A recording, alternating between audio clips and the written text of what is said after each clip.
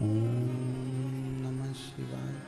ओम नमः शिवाय। विश्वनाथ भगवान की जय।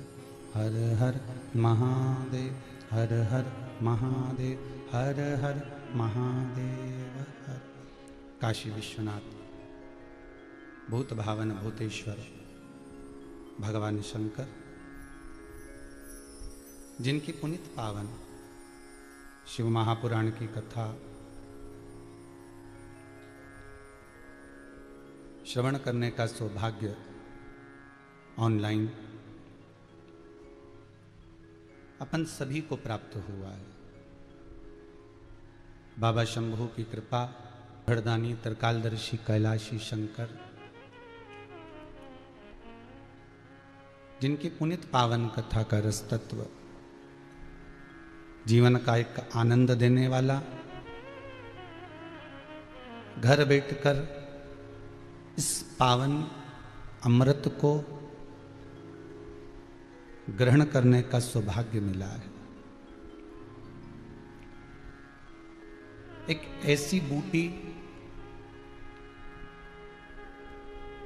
एक ऐसा अमृत जो जीवन का एक सुख प्रदान कर दे, वो शिव महापुराण की कथा है। भाग्यशाली है सोमानी परिवार सूरत गुजरात से, जो अपने पिता स्वर्गीय श्री सीताराम जी सोमानी, माता स्वर्गीय श्रीमती भौरी देवी सोमानी की स्मृति में ये पावन शिव महापुराण की कथा संपूर्ण विश्व कल्याण के लिए, संपूर्ण जगत के कल्याण के लिए, इस कोरोना महामारी से मुक्त होने के लिए, अपने पूर्वजों का एक आनंद, आशीर्वाद, सुख प्रदान करने के लिए भगवान यदि धन दे,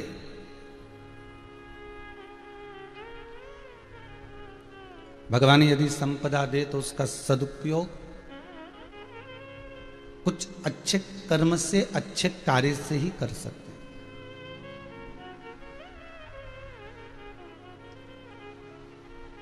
और भगवान से एक बात जरूर कहना, तू देते रहना और हम तेरे सत्कर्म में, शिव पुराण में, दान में, पुण्य में हम लगाते रहे। इन हाथों से अच्छा कर्म होता रहे। ऐसा मत देना कि वो डॉक्टर में लगे, कहीं गलत जगह पर लगे, ऐसा नहीं चाहिए। धन देना तो अच्छी जगह लगने वाला देना, और वही धन श्रेष्ठ है जो श्रेष्ठ जगह पर चले जाए। मालूम पड़े ऐसा धन आ गया और हमको बिस्तर पर ले जाकर छोड़ दिया, और फिर उस धन का कोई महत्व ही नहीं है। पूरे कोरोना काल के अंतर्गत पिछले वर्ष भी आपने देखा होगा, जब कोरोना काल में कथा प्रारंभ करी थी, तो पहले जब कोरोना का कहर बहुत ज़्यादा चल रहा था, उस समय पर केवल आप स्वस्थ रहें और आपकी चित्तवृत्ति ये शंकर में लगी रहे, कथा का प्ररूप वो बनाकर चला। फिर बाद में जब कोरोना का कहर कम हो गया, तब आप कुछ धन भी कमा सकें, उसके उपाय, उसके प्रयोग, आप स्वस्थ भी रहें और अन्य कार्यों में भी आपकी रुचि रहे। कई लोग कह रहे हैं गुरुदेव कुछ धन कमाने के लिए कोई अच्छा एक उपाय और हो, या विवाह आदि के लिए कोई उपाय बताने को बता दें। शिव महापुराण तो सारी उपायों से ही भरी हुई है।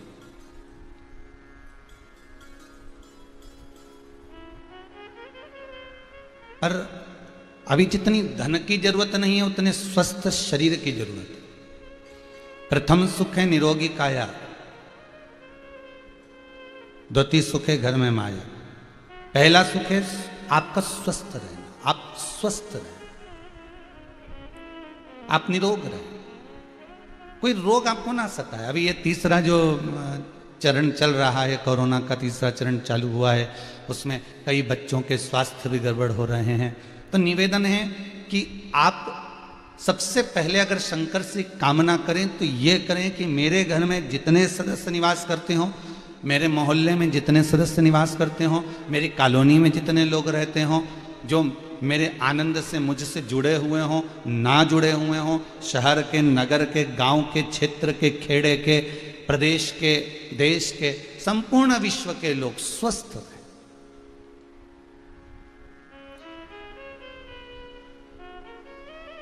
कल एक कथा कही थी कि हमें तन की दूरी बनाना है, हमें मन की दूरी नहीं।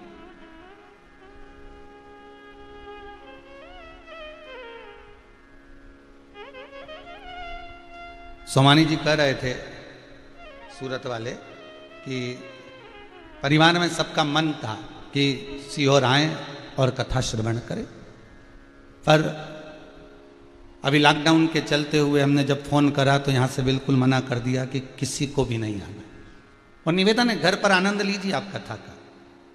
जब शंकर इस हृदय में आकर बैठ जाएगा तो आपको महसूस ऐसा होगा कि आप कुबेरेश्वर धाम में बैठकर कथा सुन रहे हैं।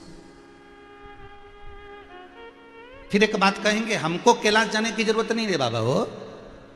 और हम आपसे भी कह रहे हैं कि आपसे कोई कहे कि आप गंगा के घाट पर जाकर बैठ जाओ, तब करने बैठ जाओ, नर्मदा जी के घाट पर जाकर बैठ जाओ, आप सरयू के घाट पर जाकर बैठ जाओ, आप अयोध्या, काशी, मथुरा, वृंदावन, गोवर्धन, तुम्हारी कोई कहे तुमसे उज्जैनी जाकर, काशी जाकर बैठ जाओ, अब वहीं रहना, वहीं तब साधना करना, तो सीधे मना कर देना कि देखो सीहोर वाला महाराज ने मना करा, बिल्कुल मना कर दिया सीहोर वाले महाराज ने कि ना हमें किसी घाट पर जाकर बैठना है, ना हमें कहीं तीर्थ में जाकर बैठना है। हम तो शास्त्र कहता है कि बैकुंठ कौन ने देखा कि बैकुंठ ही मिलेगा और आप मरने के बाद बैकुंठ ही जाएंगे, ये गारंटी कोई नहीं लेता। पर इतनी गारंटी जरूर है कि आप जहां रह रहे हो, आप जिस जगह पर रह रहे हो, आप जिस भूमि पर रह रहे हो, वहां बैठकर आप जब भगवान का भजन करते हो, भगवान की साधना करते हो, भगवान का स्मरण करते हो, शिव नाम में डूब जाते हो, तो समझ लेना कि गंगा, नर्मदा, सरयू, छिपरा, मंदाकिनी सब आपके पास में आ जाते हैं। आप जहां बैठकर भजन कर रहे हो तो आपको यह महसूस हो जाता है कि मैं काशी में, मैं वृंदावन में, मैं गोकुल में, मैं बरसाना में, मैं नंदगांव में, मैं सब वहीं पर आ गए। ये दिल, ये मन, ये चित्त, ये वृत्ति जब भगवान से जुड़ जाती है तब सारे तीर्थ आप रूप आपके पास में आ जाते हैं। अपनी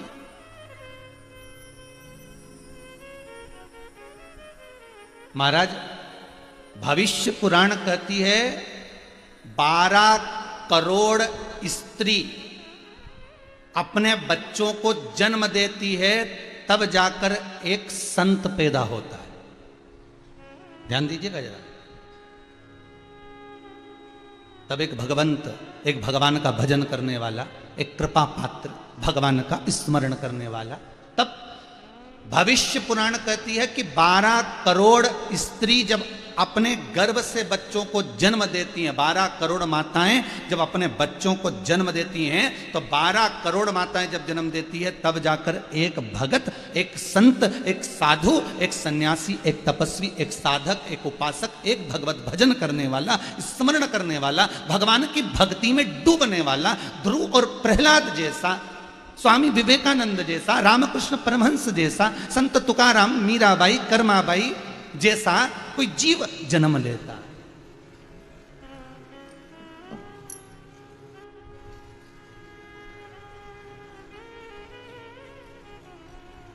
सोमानी जी एक बार हमने ये कथा कहीं कह दी कि 12 करोड़ स्त्रियां जब माताएं बच्चे को जन्म देती है तब एक संत पैदा होता है। तो एक व्यक्ति ने मैसेज कर दिया व्हाट्सएप पर, होंगे कोई तो कहे भारत में इतने सारे साधु सन्यासी हैं, इतने सारे संत हैं, इतने सारे कथाकार हैं, इतने सारे तपस्वी हैं, तो ये उन गिनती में नहीं है क्या? और आप कह रहे हो कि 12 करोड़ माताएं जब जन्म बच्चे को देवे तब एक संत जन्म लेता। तो हमने उनको लिख कर भेजा सोमानी जी कि देखो डॉक्टरी करने के लिए फार्म भर देना एक अलग बात है, और फार्म भरने के बाद में फिर धीरे धीरे किसी का 5 साल का कोर्स होता है, किसी का 8 साल का होता है, किसी का 6 साल का, किसी का 10 साल का होता है कोर्स। अब सोमानी जी आपके बच्चों ने भी वो सीए की पढ़ाई करी है, वो भी जानते हैं बच्चे कि ये कोई 5 साल का, कोई 3 साल का, कोई 4 साल का, एक एक कोर्स होते हैं सब। अब किसी ने केवल फॉर्म भर दिया और 6 महीने बाद कोई तुमसे आकर कह दे कि साहब तुमने डॉक्टरी का फॉर्म भरा है और हमारे यहाँ वो पड़ोसी बीमार पड़ा है, तुम उसको दवाई मवाई लिख दो। तो उसको कहना पड़ेगा हमको अभी आता नहीं, अभी तुमने फॉर्म ही भरा, अभी तुमने फॉर्म भरा। कितने साल लगेंगे साहब? तो हो सकता है 8 साल की पढ़ाई हो, 10 साल की पढ़ाई हो। पढ़ाई तो पढ़ाई, पढ़ाई कभी खत्म होती है क्या? ज्ञान कभी खत्म होता है? विद्वत्ता कभी समाप्त होती है? और 3 साल पढ़ लिए तो फिर कहा किसी ने साहब अब दवाई वगैरह लिख दो। नहीं साहब, अभी तो हमारा 8 साल का कोर्स 6 साल का बचा, अभी हम कैसे लिख सकते हैं? अभी तुम्हारी पढ़ाई चालू हुई है, अभी तो हम पढ़ रहे हैं और आगे बढ़ रहे हैं। अभी हमारा कोर्स पूरा हो दो, फिर हम जो है प्रैक्टिस करेंगे और प्रैक्टिस करने के बाद हम आपको दवाई गोली सब लिख देंगे। उसी तरह जैसे डॉक्टरी का मात्र फॉर्म भर दिया तो आप डॉक्टर नहीं बन गए, केवल साधु सन्यासी का चोला पहन लिया तो आप प्रहलाद और ध्रुव नहीं बन गए। केवल मस्तक पर चंदन का तिलक लगा लिया तो आप मीरा कर्मा नरसिंह मेहता नामदेव ध्रुव प्रहलाद नहीं बन गए, आप रामकृष्ण परमहंस स्वामी विवेकानंद नहीं बन गए। अभी तो आपकी पढ़ाई चालू हुई है। अगर आप मृत्यु लोक में संत बने हो, साधु बने हो, तपस्वी बने हो, साधक बने हो, ये भारत की भूमि पर जितने साधु सन्यासी तपस्वी साधक उपासक संत कथाकार आदि जो नजर आते हैं, ये इनने तो केवल अभी फॉर्म भरा है डॉक्टरी का, अभी तो केवल पढ़ाई चालू करी है। अब कोर्स तो अब चालू होंगे, और जब वो कोर्स चालू होते हैं तो यहां पर श्रीमद् भागवत कथा में वेद व्यास जी वर्णन करते हैं कि नारद जी का जन्म का जो चरित्र कहा गया उसको जरा ध्यान से उठाइए और भागवत जी में जरा पढ़ने का प्रयास करिएगा। भागवत जी में नारद जी के चरित्र को कहा गया कि जिस नारद को आप दर्शन करते हैं वायुमंडल में भ्रमण करते हुए देवताओं के आते जाते, वो नारद का कोई एक ही जन्म नहीं, ना जाने कितने जन्म नारद लेता रहा, जाता रहा, आता रहा, तप साधना करता रहा, बड़ी मुश्किल से तब देवऋषि नारद बना। कुछ साधारण हो गया? कितने जन्म, कितने कोर्स, 84 लाख योनियां हैं साहब। काटते रहो, आते रहो, फिर सत्कर्म करो, फिर जाओ, फिर सत्कर्म करो, फिर जाओ, फिर भजन करो, फिर जाओ। कोई केवल यहां शास्त्र करा भविष्य पुराण कहती है 12 करोड़ नारी, 12 करोड़ स्त्री, 12 करोड़ माता जब अपने बच्चे को जन्म देती है तब जाकर एक प्रहलाद, एक ध्रुव, एक कर्मा, एक नरसिंह मेहता, एक नानी बाई, एक रामकृष्ण परमहंस, एक स्वामी विवेकानंद जन्म लेते हैं, तब जन्म लेते हैं। और उन्होंने कोई रूप नहीं बदला, प्रहलाद जैसे थे वैसे रहे। प्रहलाद ने, आपने प्रहलाद जी का चरित्र देखा होगा, एक धोती पहने हुए, तन पर कोई वस्त्र है नहीं है, उन्होंने कोई स्वरूप नहीं बदला। मीराबाई ने कोई स्वरूप नहीं बदला। जब ससुराल में रही मीरा तो खूब जरीदार कपड़े पहनकर, झामक झुमके के कपड़े पहनकर, अपने मायके में रही तो खूब जोरदार जोरदार चोटी क्लिप सब लगाकर। मीराबाई ने कोई बैरागी का स्वरूप नहीं बनाया। मीराबाई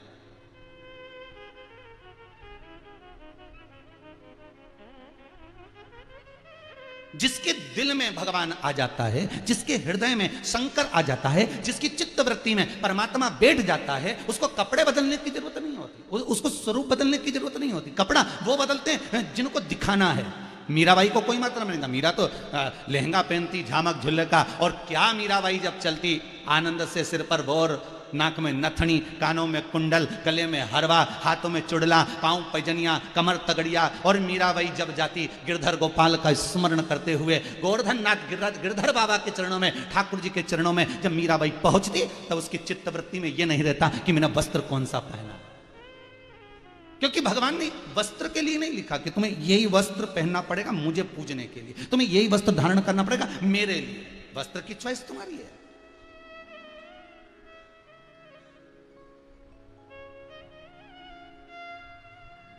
सामान की लिस्ट तुम बनाते हो। 4 किलो आटा लाना है, 5 किलो शक्कर लाना है, 6 किलो काली मिर्ची लाना है, 3 किलो लौंग लाना है, ये लाना है, वो लाना है। सामान की लिस्ट, जितना घर में सामान आता है उसकी लिस्ट तुम बनाते हो, पर एक सामान ऐसा होता है जिसकी लिस्ट दूसरा बनाता है, वो है डॉक्टर, मेडिकल।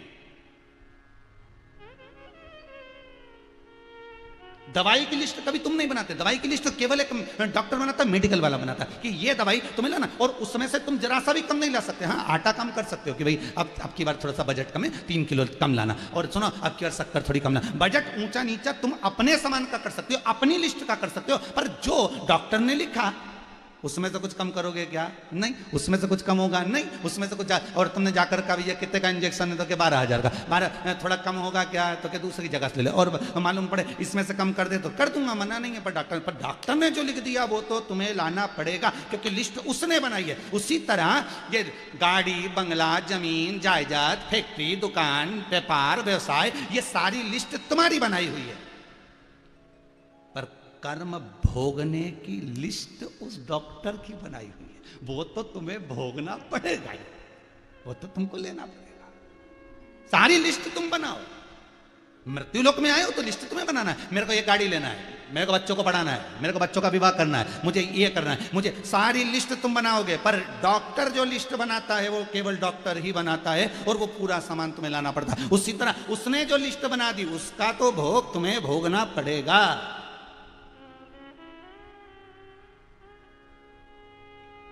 सुन लो रे आस्था चैनल पे सुनने वाले, और मोबाइल पे कानों में थोड़ा सा सरसों का तेल डालकर सुन लेना अच्छे से। भोगना तो चाहे हम हो चाहे तुम हो, गुरु की करनी गुरु भरेगा, चेला की करनी चेला उड़ जाएगा हंस अकेला, कर्म तो भोगना पड़ेगा।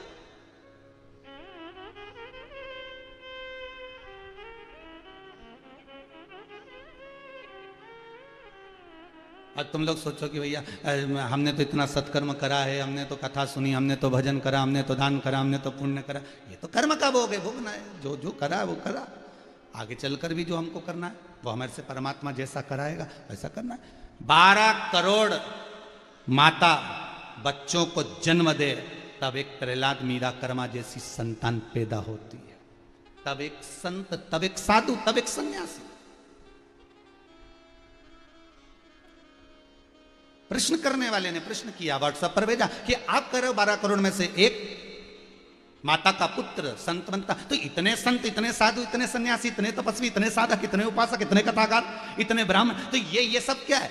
तो यहां ये तो फॉर्म भरने वाले हैं। फॉर्म भरने वाले तो ढेर सारे होते हैं साहब। तुम देखना डॉक्टरी की पढ़ाई का हो, चाहे सीए की पढ़ाई का हो, चाहे इंजीनियरिंग की पढ़ाई का हो, तो फॉर्म तो भरने वाले ढेर होते हैं। अभी तुम आर्मी का वो निकाल दो कि भाई हम यहाँ पर नौकरी लगना है, पुलिस की नौकरी लगना, ढेर फॉर्म भराएंगे, ढेर, पर सिलेक्ट होने की बात है ना भाई। फॉर्म तो कितना, तो केवल फॉर्म भरते से डॉक्टर नहीं बन जाते, बहुत पढ़ाई करना पड़ती है साहब। डॉक्टर बनने के लिए, सीए बनने के लिए, इंजीनियर बनने के लिए, कलेक्टर, एसपी, डीएसपी, आईएएस बनने बहुत पढ़ाई करना पड़ती है। उसी तरह परमात्मा से मिलने के लिए भी बहुत पढ़ाई करना पड़ती है। कोई एक आध क्लास में पास होकर तुम परमात्मा के नहीं हो सकते। तुम केवल एक एग्जाम पास करो और सोचो कि मैं तो सीए हो गया, तो फर्स्ट एग्जाम में हुआ है, अभी तो लास्ट तक तो आ, अभी तो एक एग्जाम पास करो कि मैं डॉक्टर बन गया, नहीं नहीं, अभी लास्ट तक आ।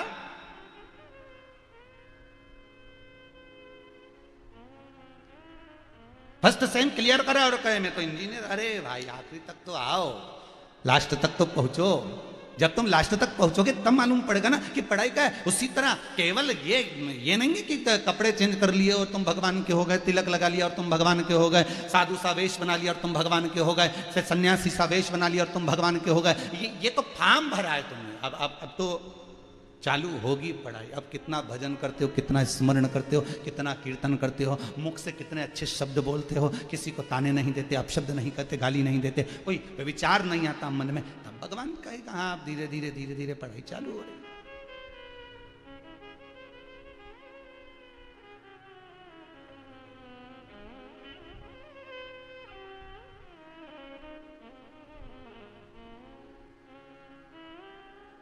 और आजकल तो देखो माइनस मार्किंग का जमाना है। एग्जाम जो होते हैं ना, इसमें माइनस मार्किंग होती है। आपने एक प्रश्न का उत्तर सही दे दिया और दूसरे प्रश्न का उत्तर गलत दे दिया, तो उसमें से उसका माइनस हो गया। क्यों भैया, सही है ना? सही है। एक का प्रश्न का उत्तर दिया और दूसरे का गड़बड़ हो गया,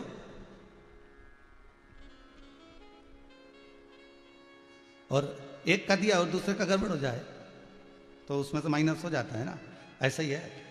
तो आजकल तो माइनस मार्किंग, और तो जैसे माइनस मार्किंग नीचे चल रही है ऐसी ऊपर भी चल रही है। आपने दान करा, पुण्य करा, सत्कर्म करा और आपके मुख से किसी के लिए अपशब्द निकल गया, माइनस मार्किंग गया, पुण्य समा, पुण्य खल्लास। आपने किसी के लिए गलत कह दिया, माइनस मार्किंग। कमाई तो तुम अच्छी कर रहे हो, तुमने एग्जाम में बैठकर बहुत अच्छा काम करा, तुम याद कर कर भी आए हो, पर माइनस मार्किंग पर थोड़ा ध्यान दीजिएगा कि यहां अगर माइनस मार्किंग चल रही तो वहां भी माइनस मार्किंग चल रही है। तुमने मालूम पड़े 10,000 रुपए दान करे, तुमने 2,000 रुपए दान करे, तुमने 500 रुपए दान करे, और 500 रुपए दान करने के बाद तुमने 50 जगह पर कह दिया मैंने तो 500 रुपए बिठले सेवा समिति को दिए थे, मैंने तो 500 रुपए गौशाला को दिए थे, मैंने तो 500 रुपए ऐसे दिए थे, तो वो माइनस मार्किंग हो रही है। जितनी जगह बताते जाओगे, हमारे यहाँ हमारे गुरुदेव कहते थे, श्री विठलेश राय काका जी महाराज, इंदौर हवेली जी, वो हमेशा कहते थे, मिश्रा दुनिया के लोग गोवर्धन नाथ जी पर जब दूध चढ़ाने के लिए जाते हैं तो दूध चढ़ाते हैं 10 रुपए का, और जब घर आते हैं ना और उनसे कोई पूछता कहाँ गए थे, बहुत दिनों से दिखे नहीं, अरे हम तो मथुरा गए थे। अच्छा, फिर हम गोवर्धन जी गए थे। गोवर्धन जी गए थे, वाह। फिर हमने तो दूध लिया, परंतु दूध महंगा हो गया साहब, हमने 5 लीटर लिया, 10 का भाव का दिया। उस समय जब काका जी बताते थे 10 का भाव का, 10 का भाव का लिया। अच्छा, और 10 का भाव का लेकर हमने जब दूध चढ़ाया, फिर जितने लोग सुन रहे थे तो हमारे गुरुदेव कहते थे विठलेश राय काका जी महाराज कि जितने लोगों ने सुना कि 10 रुपए किलो का दूध तूने गिरिराज जी पर चढ़ाया, और मालूम पड़े 1-1 रुपए उनके हिस्से में चले गए, और मालूम पड़े तेरे बच्चा बननी ना बची, पुण्य छिन्न हो गए। शायद इसीलिए हमारे पूर्वज कहते थे कि अगर इस हाथ से दान दे रहे हो तो इस हाथ को मालूम ना पड़े महाराज कि तुमने दान दिया। हाँ, ये हाथ इस हाथ को स्पर्श कर सकता है, दान करते समय, पुण्य करते समय, सत्कर्म करते समय ये स्पर्श कर सकता है।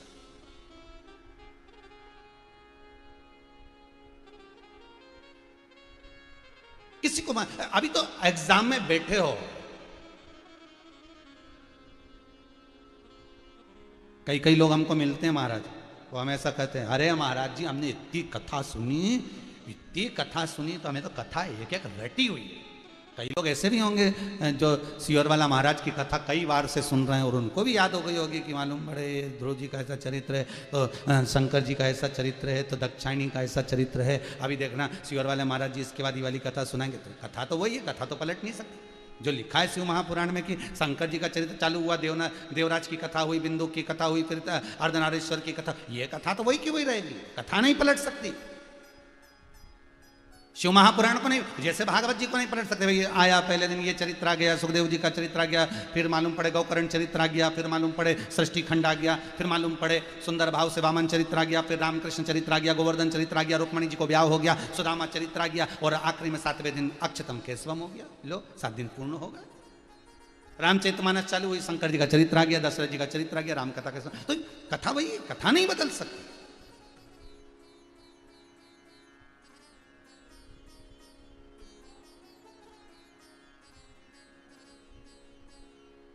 कितना भी घुमा कर बोलो, कथा वही रहेगी। एक बार हमने किसी से कह दिया है थोड़ा सा जिंदगी में बदलो तो रहे, जैसे कि जैसे ही हो, कभी सुधरने का तो प्रयास करा करो, कभी बदलने का तो प्रयास करा करो। तो एक व्यक्ति बोला तुम्हारी कथा कभी बदली है? भागवत जी देखो वहीं से चालू होती है, वहीं पे विराम होती है, तो तुम बदल के बताओ भागवत जी को। तो हमने कहा ये भी बात करके, तो जब भागवत नहीं बदली, रामायण नहीं बदली, शिवपुराण नहीं बदली, तो हम काय को बदले? तो हो गया। तो हमने कहा ये बीच में जो बदलते हैं तो क्या हम भी थोड़े दिन बदल जाते हैं? अगर बीच में पुराण बदलती है तो हम भी थोड़े दिन बदल जाते हैं, फिर वापिस वैसे की वैसे, फिर वही अर्धनारेश्वर की कथा पे आ गए, मतलब कथा वही आप घूम फिर के वही आए। देखा गजब, धन्य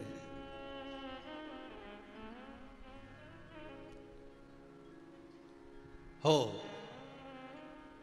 पढ़ाई करो, फॉर्म भरो, थोड़ी क्लासें निकालने का प्रयास करो, थोड़ी क्लासें। किसी ने पूछा गुरुदेव ये भागवत, ये रामायण, ये शिव पुराण, ये गीता जी की जो कथा होती है ये क्या है? हमने कहा बस ये फॉर्म भरने का स्थान है, एडमिशन। भगवान से मिलने का, परमात्मा से मिलन करने का ये एक स्थान बना दिया गया।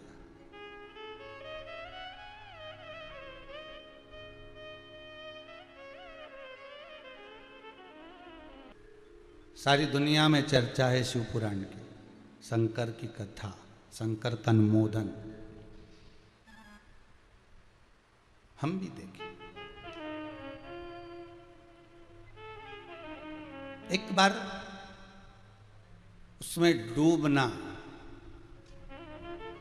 एक बार उसमें डूब कर देखो। श्री गुरु नानक देव जी से किसी ने पूछा, एक कलश में 5 छेद हैं, उसमें पानी भरा रखने के लिए क्या करना पड़ेगा? गुरु नानक देव जी बोले, उस कलश को पानी में डुबा कर रखो, भरा की भरा ही रहेगा। संसार भी ऐसा ही है, एक बार भगवान के चरणों में डूबे रहो। संसार में कितने छिद्र हैं, कितने पापी, कितने कपटी, कितने छली, कितने प्रपंची, कितने झूठ प्रपंच करने वाले। तुम्हें मतलब ही नहीं किसी से। जब तुम इसमें डूबे रहोगे तो दुनिया का कोई मतलब रहेगा ही नहीं, तो डूबे रहो।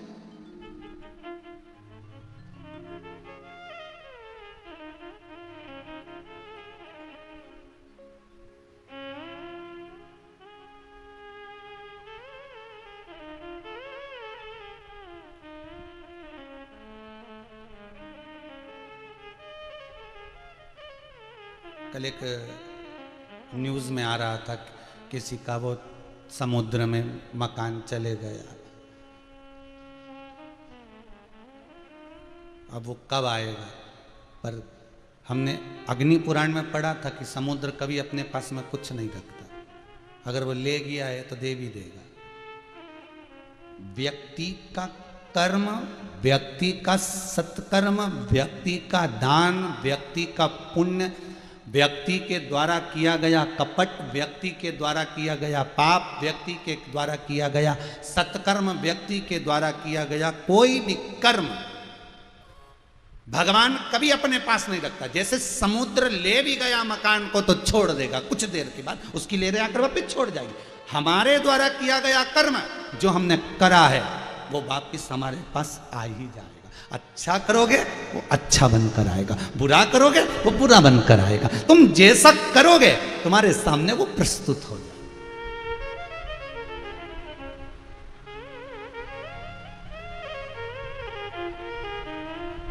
आप जैसा करना चाहोगे आपके सामने वैसा के वैसा मिल जाएगा।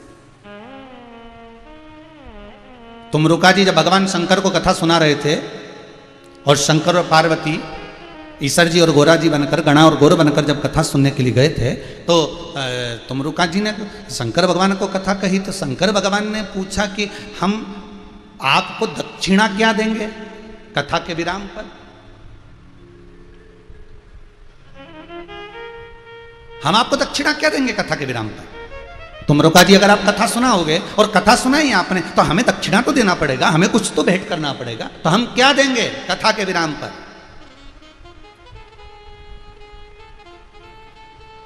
तो तुमरुका जी कहते हैं बस इतनी कृपा कर देना, जो मैंने आपको दिया है वही आप मुझे दे देना। देखिए जरा कितना सुंदर संवाद कितना सुंदर है कि जो मैं आपको दूं वही आप मुझे प्रदान कर दीजिए, वही आप मुझे दे दीजिए। मैं आपको दूंगा, आप मुझे दे देना। तो शंकर भगवान ने पूछा, तुमरुका जी तुम तो मुझे कथा दे रहे हो, तुमरुका जी आप तो मुझे कथा दे रहे हो, तो मैं आपको क्या दूंगा? तो तुमरुका जी ने कहा कि आज अगर मैं आपको कथा दे रहा हूँ और जिसकी कथा दे रहा हूँ वो शंकर है, तो एक काम करना, मैं कथा दे दूँ और आप मेरे हो जाओ, आप स्वयं मेरे बन जाओ, इससे बढ़कर सुकून और क्या होगा? हम अगर कुछ दे रहे हैं तो वो वापिस हमको ही मिल रहा है। देकर देखो,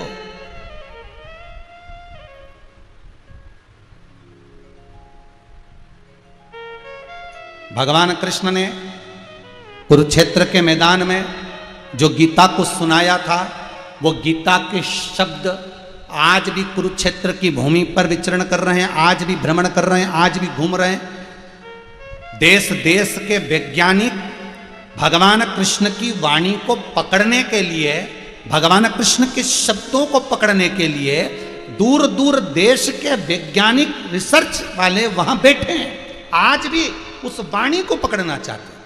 क्यों? क्योंकि शास्त्र कहता है कि हमारे मुख से जो शब्द निकलता है वो शब्द वायुमंडल में रहता है और पलटकर हमारे पास ही आता है, वो हमें ही प्राप्त होता है। अगर हम किसी को शब्द कहेंगे, हम किसी को ताना देंगे, हम किसी को गाली देंगे, और कुछ दिन में पलट कर हमारे पास वापिस आ जाएगा, वापिस हमारे पास।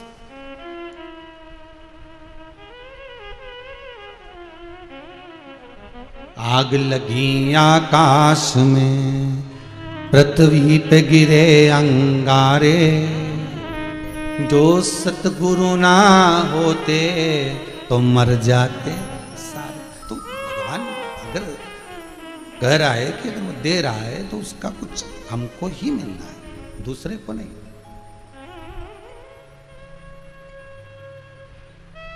दूसरे को प्राप्त नहीं होगा।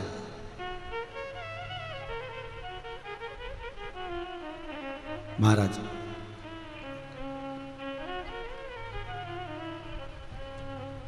शंकर की कथा करें। अगर आप शिव महापुराण की कथा में बैठे हो तो ये समझ लेना कि आपका एडमिशन भगवान की चौखट पर कुछ बनने के लिए हो गया। मतलब अब भगवान को बनने में देरी नहीं लगेगी।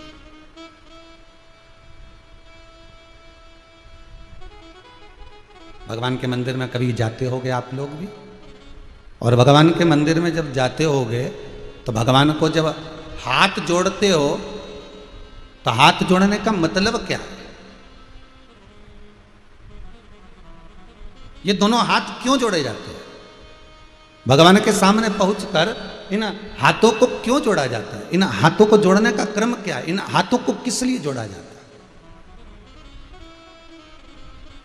क्या कारण है इनको हाथों को जोड़ने का? काम क्या, कारण क्या, क्या क्रम है इसका, किस लिए? शिव महापुराण की कथा कहती है कि जब हम हाथ जोड़ते हैं और ये मन है ना, जो आत्मा है, इसके भीतर परमात्मा है।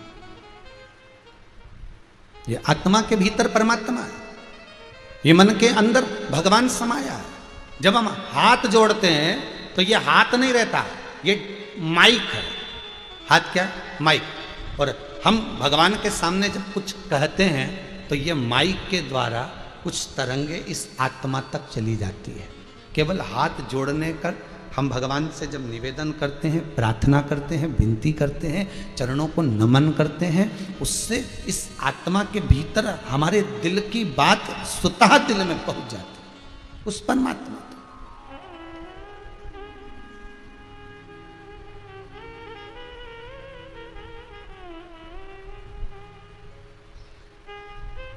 स्वयं दिल की बात उस परमात्मा तक पहुंच जाए। अपने मन से कहा।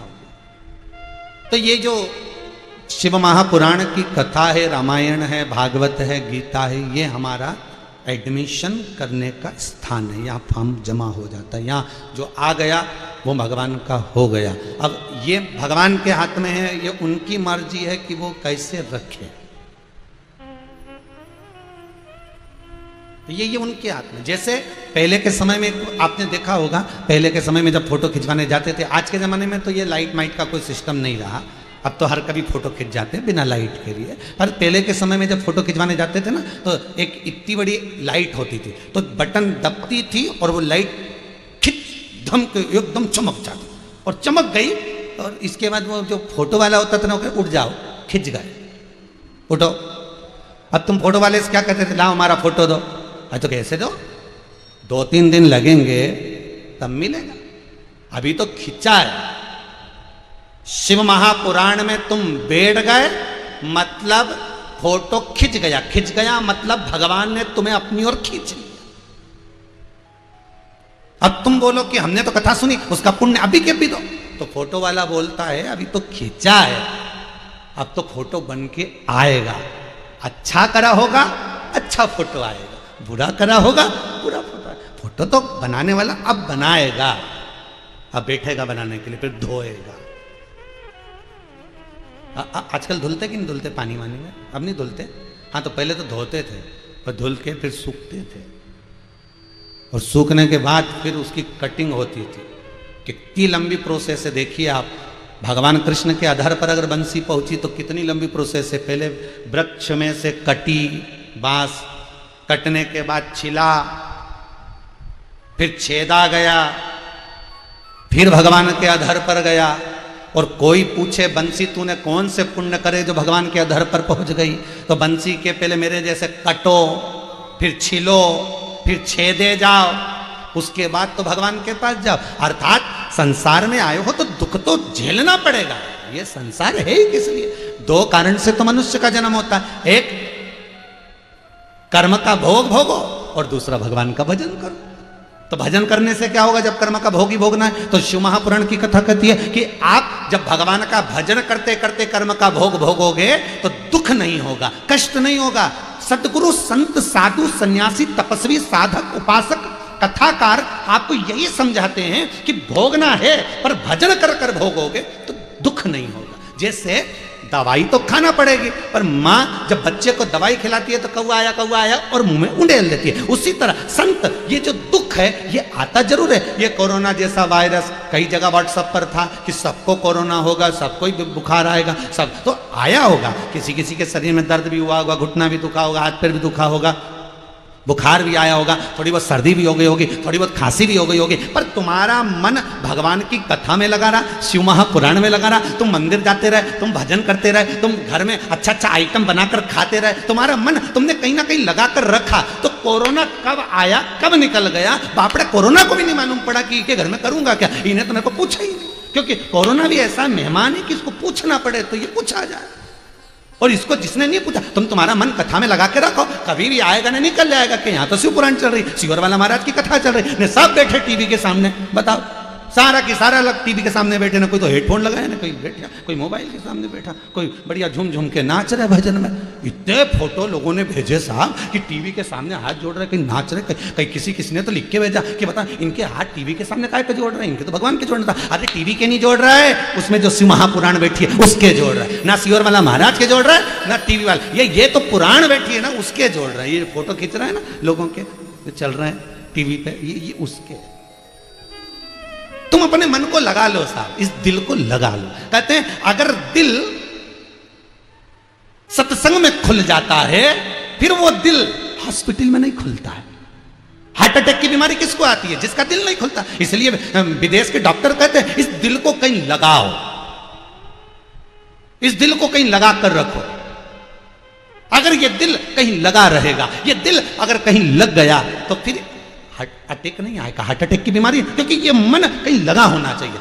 आज के ज़माने में लोग मन को कहीं लगा ही नहीं पाते, अंदर ही अंदर बस तड़पते रहते हैं। कोई हमारी सुन ही नहीं दिया। हम बच्चों से कहते बच्चे नहीं सुनते, बहुओं से कहो बहू नहीं सुनती, पोता पोती से कहो पोता पोती नहीं सुनता, छोरी से कहो छोरी नहीं सुने, दामाद से कहो दामाद नहीं सुने, अंदर की अंदर घुटते रहता है क्योंकि दिल नहीं खुल पा रहा। इस दिल को परमात्मा के चरणों में जाकर खोल दो, सदगुरु के सामने ले जाकर खोल दो, इस मन को परमात्मा के सम्मुख में ले जाकर खोल दो। तुम्हारे मन में जो है, शिव महापुराण की कथा में फिर कहेंगे कि आप 2 घंटा 3 घंटा जो शंकर की कथा सुन रहे हो, उतनी देर तुम्हारे मन में जो भाव आए उसको प्रस्तुत कर दो। बाबा चाहेगा तो 7 दिन में उसका प्रमाण तुम्हारे सामने दे देगा। तुम दिल में जो आए उसको कह दो, उसको कह दो।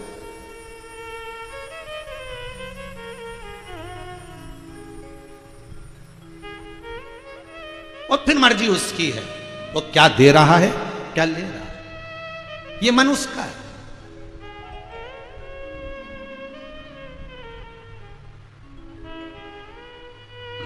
दुनिया को समझाने में रह जाओगे तो एक दिन आप ही निकल जाओगे। ध्यान रखिए। एक सेठ जी का घोड़ा बीमार पड़ गया। सेठ जी के पास में घोड़ा था, एक बकरा था, बड़े सुंदर थे दोनों, बड़े बढ़िया चकाचक। सेठ जी का घोड़ा बीमार पड़ गया, नीचे बैठ गया, उठ ही नहीं दिया। डॉक्टर को बुलाया, डॉक्टर साहब घोड़े को उठाओ, बहुत महंगा घोड़ा है डॉक्टर साहब, 1.5 लाख का खरीदा है मैंने, बहुत बढ़िया घोड़ा, पर तो ये भी कुछ दिन से बीमार पड़ा हुआ, उठ ही नहीं रहा। डॉक्टर ने देखा, देखो साहब 4 दिन में दवाई दूंगा, इंजेक्शन दूंगा, 4 दिन में अगर घोड़ा उठ गया तो समझ लो कि इसको रखना है। 4 दिन में नहीं उठा तो इसको यहीं पड़े पड़े इसको मार डालना। अगर ये नहीं मरेगा तो बकरे को बीमार कर देगा, इसलिए इसको उठाना जरूरी है। 4 दिन में उठा, ठीक है साहब। पहला दिन आज से चालू हो गया, इंजेक्शन लगाया, दवाई दी, चले गया डॉक्टर। बकरा उसको बहुत स्नेह करता था, दोनों साथ रहते थे, थोड़ा सा प्रेम भाव था। बकरे ने उसके कानों में आकर कहा, भाई उठ जा रे, देख आज पहला दिन हो गया, 4 दिन में उठना तेरा जरूरी है, नहीं उठेगा ना तो तू बाद में मर जाएगा, ले उठ जा, जल चल हिम्मत कर, उठ। घोड़ा नहीं उठा। दूसरा दिन फिर डॉक्टर आया, इंजेक्शन दिया। दूसरे दिन फिर बकरे ने कहा, देख आज दूसरा दिन हो गया रे, उठ जा, देख अभी भी मौका है, उठ जा। तू उठ जाएगा ना तो बच जाएगा, नहीं उठेगा तो चौथे दिन 5वें दिन तेरे को एक इंजेक्शन ऐसा दिया जाएगा कि तू मर जाएगा, देख उठ जा, अभी भी मौका कर। नहीं उठा। तीसरे दिन फिर डॉक्टर आया, उसने फिर इंजेक्शन दिया, फिर दवाई दी। बकरे ने फिर उस घोड़े से कहा, ए घोड़ा उठ जा भाई, मेरी बात मान ले, तुझ में बल है, उठ तो जा। नहीं उठा। उसने तो ऐसा लग रहा है जैसे घोड़ा कानों में हेडफोन लगा के सोया, उठ ही नहीं दिया, रुई मुई लगा ली उन्हें, उठने को नहीं उठा। चौथे दिन डॉक्टर आया और बकरा, डॉक्टर आया उससे पहले बकरे ने कहा, देख आज आखिरी दिन है, अभी भी मौका है, उठ ले, समझा रहा हूं, मेरे बराबर समझाने वाला तेरे को कहीं नहीं मिलेगा, अभी भी कह रहा हूं, उठ जा, बच जाएगा। और डॉक्टर इंजेक्शन लगाने वाला था और घोड़ा उठा और भागा। जैसे उठा भागा, सेठ जी खुश हो गए, वाह साहब डॉक्टर साहब, आपने घोड़े को अच्छा कर दिया, बहुत बहुत धन्यवाद। अब आप चिंता मत करो, आज ही रात को तुम्हारे लिए पार्टी होगी। और बकरा, आज ही रात को तुम्हारे लिए पार्टी होगी और बकरा हलाल होगा। बकरे ने सोचा, बता उठा के आफत कर दी, उठा के आफत कर दी। आज का जमाना बड़ा विचित्र है, किसी को समझाओगे तो बकरे जैसे काटे जाओगे। समझाना नहीं है, हमें समझना है। अरे लंकाधिपति रावण के लिए भगवान विष्णु, भगवान ब्रह्मा, इंद्रदेव, वायुदेव, जलदेव, गरुण देव, वरुण देव, सारे देवता शंकर जी के पास जाकर बोलते थे कि ये तुम्हारा चेला है रावण, तो इसको तुम समझाते क्यों नहीं हो? शंकर भगवान बोले, जो समझे उसे समझा, वो तो उल्टा हमें समझा दे। भाई समझाया भी उसको जाता है जो समझदार हो, जिसको समझ आ जाए। अब तुम किसी से कहो कि भाई समझना समझना, तो अब कोई समझे? भाई समझाया उसी को जा सकता है जो समझता। और जो समझे ही नहीं, एक महाराज जी को बुलाया किसी ने प्रवचन देने के लिए कि हमारे गांव में साहब प्रवचन की बहुत कमी है, तुम आओ और प्रवचन दो। महाराज जी प्रवचन देने के लिए जैसे ही आए, महाराज जी ने कहा मैं एक प्रश्न करूंगा, उत्तर सही दोगे तो प्रवचन करूंगा, नहीं तो चले जाऊंगा। और महाराज जी जैसे ही व्यासपीठ पे बैठे प्रवचन देने की तैयारी, मंच बन गया, बिचारों का गाँव वालों का 25-50 हजार रुपये खर्च हो गया और महाराज जी व्यासपीठ पे बैठे। महाराज जी ने पहला प्रश्न करा, ईश्वर है कि नहीं है, बोलो। सारे गांव के लोगों ने कह दिया ईश्वर तो है। महाराज जी उठे, चल दिए। गांव के लोग उनके पीछे पीछे गए, महाराज जी अब क्या हो गया ये तो बताओ। कि प्रवचन क्या करना, जो है उसका प्रवचन करके क्या करेगा। गांव के लोगों ने कहा 25,000 रुपये खर्च होगा, माइक लगवाया, व्यासपीठ जमवाई, चौकी पाटा लगाया, पोथी पुराण धरी, एक कैमरा वाला उनको बुलाया और मालूम पड़ी है तो कि ईश्वर है तो प्रवचन ही नहीं दिया। महाराज जी आज रुक जाओ, कल प्रश्न करना, हम बिल्कुल उत्तर देंगे। गांव के लोगों ने आपस में बात कर लिया, कल जैसे महाराज पूछे ईश्वर है कि नहीं है, कितना नहीं है, आपने क्या जाए प्रवचन तो सुनना। अब जैसे ही महाराज जी व्यासपीठ पे बैठे और उन्होंने कहा प्रश्न जो उत्तर सही दोगे तो प्रवचन दूंगा, बोलो ईश्वर है कि नहीं है। गांव के लोगों ने कहा है ही नहीं, वो तो है ही नहीं। महाराज जी फिर उठ के चल दिए। तो गांव के लोगों ने पूछा अब कहां जा रहे हो? महाराज जी बोले जो है ही नहीं तो उसका प्रवचन क्या करना। गांव के लोगों ने कहा अच्छी बात। महाराज चरण पकड़ लिया, 25,000 रुपये लग गए तैयारी में। अब कल तुम प्रवचन में प्रश्न कर लेना, बिल्कुल उत्तर देंगे। सरपंच साहब आए, पूरे गांव वालों को समझाया, जो इधर बैठो ना लाइन से, तो आधे बोल देना है, आधे बोल देना नहीं है, बस उत्तर। फिर प्रवचन चालू। महाराज जी ने फिर पूछा, बोलो ईश्वर है कि नहीं है? इधर वाले बोल दिए है, इधर वाले बोल दिए नहीं है। महाराज जी फिर उठकर चल दिए। गांव के लोगों ने पूछा अब क्या हो गया महाराज जी बोले जिनको मालूम है वो नई वालों को बता देना है, प्रवचन की क्या जरूरत है। महाराज जी चल दिए। गांव के लोगों ने कहा अच्छी आफत हुई।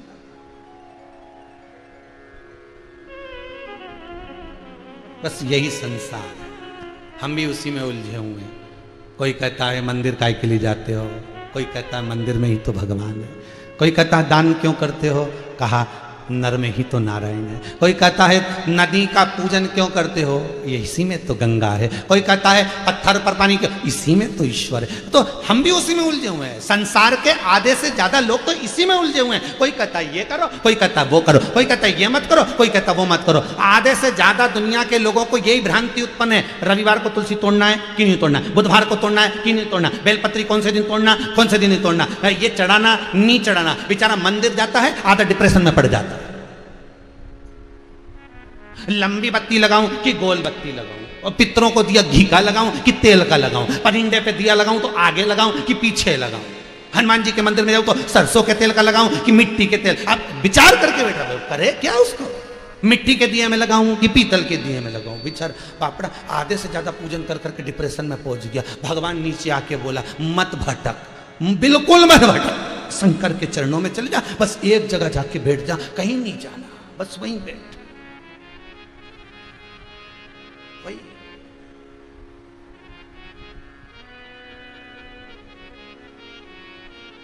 भटक रहा है, कहीं स्थिरता आई नहीं रही। अरे स्थिरता मन में विचार, अगर कहीं जा भी रहे हो, प्रवचन सुनने भी जा रहे हो, कथा सुनने जा रहे हो, पार्टी में जा रहे हो, 50 बार अलमारी खोल कर देखना पड़ता है, ये वाली पहनूं कि ये वाली पहनूं, साड़ी भी चूज कर, अब छाट रहा, उसको भी छाट रहा, उसको भी चुन रहा, ये तो अभी परसी पहनी थी, अभी नहीं पहनूंगा, वो भी दूसरा। फिर देखा इसमें थोड़ी सी अच्छी नहीं लगी, घड़ी बना के बाप उधर, फिर दूसरी निकल, भटक रहा है।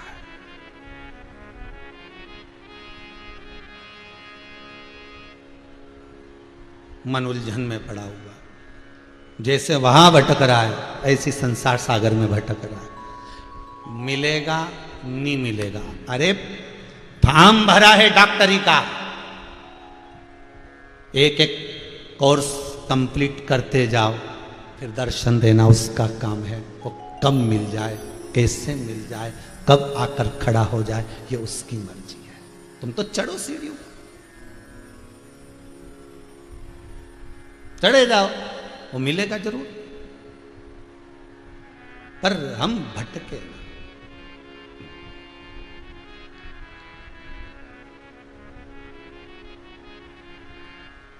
हमारा मन, हमारा चित्त, हमारी वृत्ति उस ईश्वर में लगी रहे, उस ईश्वर में। कितने जन्म देव ऋषि नारद के मां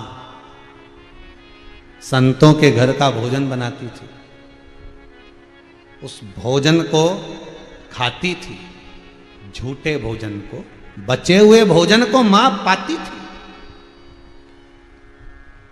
झूठे भोजन।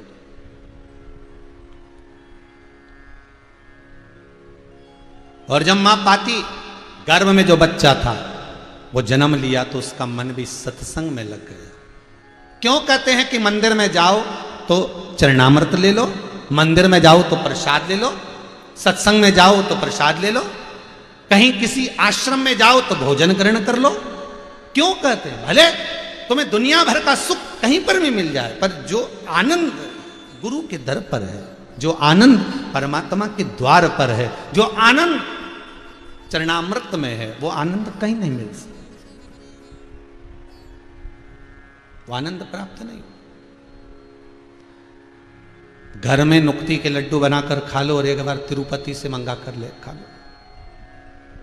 घर में मोहन थाल बनाकर खा लो और एक बार नाथ द्वारा से मोहन थाल मंगा कर खा लो। घर में ठोर बनाकर खा लो और एक बार नाथ द्वारा से या द्वारका नाथ से ठोर लाकर खा लो। घर में नारियल फोड़ कर खा लो और एक बार हनुमान जी को चढ़ा हुआ चिटक नारियल चिरौंजी और चना के साथ खा लो, स्वाद में। भले वो वहां चढ़ गया, उसका समर्पण हो गया, वो संभालने वाला बैठा है, तो गिरने में देरी ना करे, उसके चरणों में पड़ने में देरी ना। और सरल भाषा में समझ लो, तेल की टंकी उतारते ना, गाड़ी में जो तेल की टंकी रखी थी ना, हमने देखी हमारे वो नंदलाल जी राठौर है ना सामने के वाले, तो उनके यहाँ जब तेल आता है ना तो टंकी में आता है, और टंकी में आता तो हमने देखा कि गाड़ी में रखा, अब इतनी 200 लीटर की टंकी, आपने भी देखा होगा कहीं कहीं घासलेट का तेल है, मीठा तेल है, टंकी में भरा हुआ 200 लीटर की टंकी, अब उतरे कैसे? इतनी भारी टंकी उठती भी नहीं, और गाड़ी से उतारना भी है, अगर पटकेंगे तो फूट जाएगी। अब करे क्या? तो जो चतुर होता है उस टंकी को उतारने के लिए एक टायर, एक पहिया, वो जो टायर होता है ट्रक का, बस का, गाड़ी का, वो टायर नीचे रख देते हैं और टंकी को उस पर पटक देते हैं, और पटकते तो वो टायर पर टंकी उछकती थोड़ी सी और नीचे उतर जाती। न टंकी का कुछ बिगड़ता न टायर का कुछ बिगड़ता, बस वही टायर मेरा शंकर है। संसार में आकर अगर हम गिरे हैं तो शंकर ने अपने हाथों में जेल रखा है, बस न तुम्हारा कुछ बिगड़ रहा है न शिव का कुछ बिगड़ रहा है। अंतर इतना है कि उसके अनुमोदन में जब तुम लगे रहोगे तो संसार में जैसे टायर पर उचकी टंकी, ऐसे ही संसार में आगे बढ़ते रहोगे, पर उसको मत छोड़ना। अगर छोड़ दिया तो टंकी फूट जाएगी, अगर टायर पर ना डाला गया तो फूट जाए। उसी तरह सत्संग में अगर जाते रहोगे, भजन में, कीर्तन में, स्मरण में, नाम जाप में अगर जाते रहोगे तो कहीं टूट नहीं पाओ, कहीं से लीकेज नहीं होगा। आप उसकी शरणागति में पड़े रहो, आप उसके चरणों में रमे रहो, और जब चरणों में रमे रहोगे तो जीवन का सुख अपने आप मिल जाएगा। देवऋषि नारद माता के गर्भ से जन्म लिए, संत स्वभावी थे। भगवान से प्रार्थना करी कि मेरी मां मुझे सत्संग नहीं करने देती, मेरी मां मुझे भजन नहीं करने देती, मेरी माता मुझे स्मरण नहीं करने देती, छोटे से बच्चे को कहां भेजेंगे, जाने नहीं देती।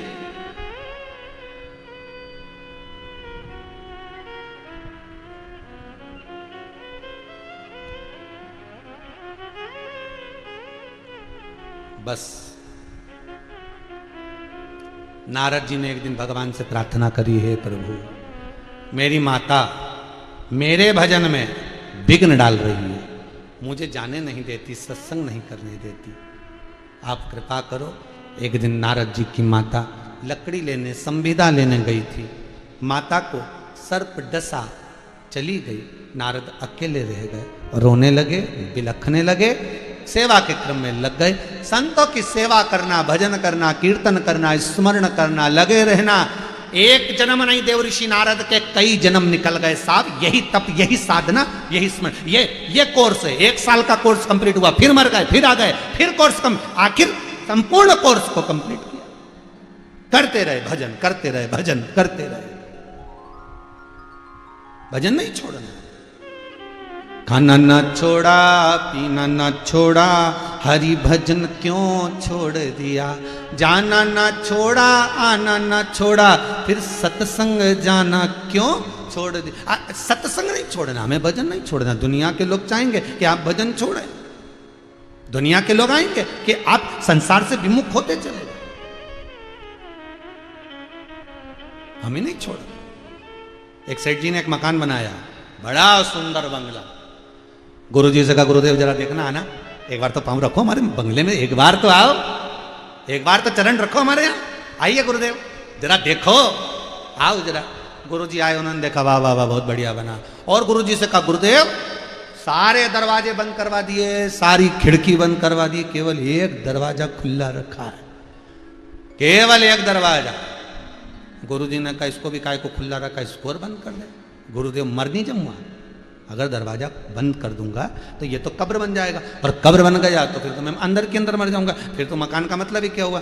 गुरुजी बोले, ये दरवाजा क्यों बंद? अरे गुरुजी दरवाजे बंद रहेंगे तो फालतू का लफड़ा ही नहीं रहेगा, कौन आए कौन जाए, कहाँ कहाँ से लोग अंदर प्रवेश कर रहे हैं, ध्यान रहेगा। एक ही दरवाजा रहेगा तो कम लोग आएंगे, ध्यान भी रहेगा। इसलिए मैं सब दूर के दरवाजे बंद कर दिए, कोई चोर नहीं आए, कोई नहीं आए, पशु पक्षी कोई ना आए, बस एक दरवाजा खुला। तो गुरुजी बोले, इसको और बंद कर दे। तो क्या इसको काय को बंद करो? गुरुजी बोले, तूने सारे दरवाजे इसलिए बंद करे हैं कि कोई आए ना, तो इसको और बंद कर। जब ये और बंद हो जाएगा तो कोई नहीं आएगा, इसको और बंद कर। भाई शिव पुराण की कथा कहती है, जिसके दरवाजे पर आकर भले अभी कोरोना महामारी चल रही है, अभी कोई किसी के यहाँ ना जाए, हम भी कहते हैं अभी कोई किसी के यहाँ ना जाए, पर जब ये कोरोना महामारी समाप्त हो जाएगी, थोड़े दिन का वायरस और है, चले जाएगा। शंकर के नाम की जब गर्जना हो रही है और आप लोग टीवी का वॉल्यूम तेज कर कर जब शिव महापुराण की कथा अपने अपने घरों पर चला रहे हो, सुन रहे हो, तो ये वायु तो अपने आप शुद्ध। हमारे यहाँ आज भी नियम है, मंदिर में आरती होती है, पानी रखाता है वहां पर, पंचपात्र में कलश में जल रखाता है, आरती होने के बाद घंटी बजाई जाती है, आरती उतारी जाती है, भजन गाया जाता है, कीर्तन गाया जाता है, उसके बाद उस जल को लोगों पर छीटा जाता है आरती के बाद। उसका कारण क्या है? क्योंकि उस जल में जो आरती होती है, भजन होता है, कीर्तन होता है, घंटी बजती है, शंख बजता, उसकी जो गर्जना है उस जल में जाती है, उससे तरंग उत्पन्न होती है, वो तरंग उस जल में जाती है और जब जीवात्मा पर फेंका जाता है तो उसको शांति का अनुभव होता है। उसी तरह शिव महापुराण की कथा भले कुबेरेश्वर धाम से चल रही हो, ऑनलाइन आ रही हो, सुबानी परिवार करा रहा हो सूरत में बैठकर, पर जितने लोगों के यहाँ ये कथा चल रही है और उसका वॉल्यूम अगर बड़ा हुआ है, लोग अगर शिव महापुराण की कथा को आस्था चैनल पर, टीवी पर, मोबाइल पर श्रवण कर रहे हैं, फेसबुक यूट्यूब पर, और उसकी गर्जना अगर चारों तरफ हो रही है तो उससे वायुमंडल भी तो शुद्ध हो रहा है।